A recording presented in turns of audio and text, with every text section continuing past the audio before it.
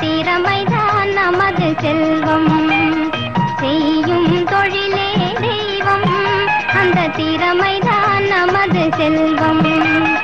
கையும் காலந்தான் உதவி, கொண்ட கடமைதான் நமக்கு பதவி.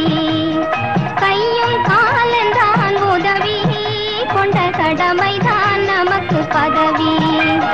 செய்யும் தொழிலே தெய்வம், அந்த திறமைதான் நமது செல்வம்.